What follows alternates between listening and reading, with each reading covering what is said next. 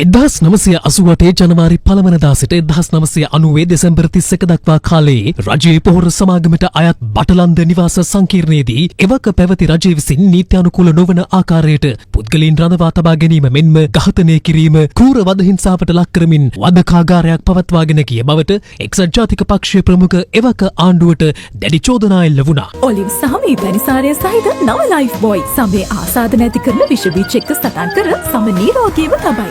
Aidex කොන්දේ බෙල්ලේ සංදිවල වේදනා සහ උළුක්කුවීම් වලටද සහනය දෙනවා.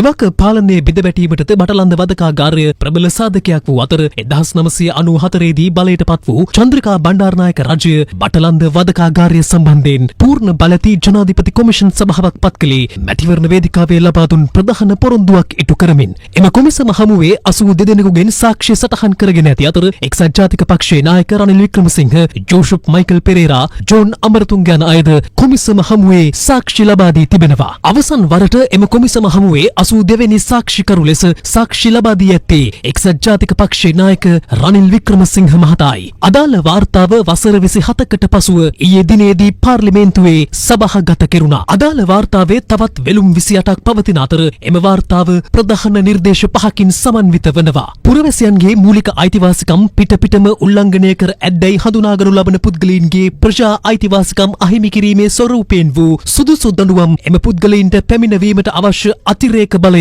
ශ්‍රේෂ්ඨාධිකරණයට පැවරීම එහි ප්‍රධාන නිර්දේශයක්. මේ අතර බටලන්ද කොමිසම හමුවේ 35 වන සාක්ෂිකරු ලෙස සාක්ෂි ලබා දුන් උදය චන්ද්‍රලේනගේ මහතා අප සමග ඒ පිළිබඳව අදහස් පළ කළා. මාව ඉදිරියට ඇවිත් නාදුරන පිරිසක් මගේ හිසට පාරක් කෙලින්ම දුන්නා. මේ නල්ලට මේ පාරක් ගැහුවා. එතකොට මට කලන්තය හැදිලා වගේ වැටුණා. ඊට පස්ව මාව වෑන් එකක දාගෙන ගෙනිච්ච කොහෙද කියලා කියන්න දන්නේ නැහැ. පස්ව මට ගෙනිච්ච වෙලේ සිට නොයෙකුත් වද හිංසා දුන්නා. මගේ නියපොතු ගැලෙව්වා, මට ගැහුවා, මගේ කෝසයට නූලක් දාලා පව එල්ලුවා. මට සිහි නැතුව ගියා. ඊට පස්ව තමයි මාව ගෙනිච්චේ පෑලියගොඩ පොලිස් මුලස්ථානයේ කරුවල කාමරයකට. මට ඇවිද ගන්නත් බෑ. මට නැගිට ගන්න බෑ. මම වැසිකිළියකට පවා ගියේ බඩ ගාගෙන. මේ මාස දෙකක් පමණ එම කාමරේ රඳවා තබා ඉඳලා පූනානි කඳවුරට මාව රැගෙන ගියා. මාත් එක්ක තව ගොඩාක් පිරිසක්. එහිදීත් අපිට ක්‍රූර වද බන්ධන අපිට ලැබුණා. අවුරුද්දකට විතර පසුව මාව නැවත ගෙනාවා කොළඹට. නව මැගසින් බන්දරාගාරයේ මාව ගත කළා.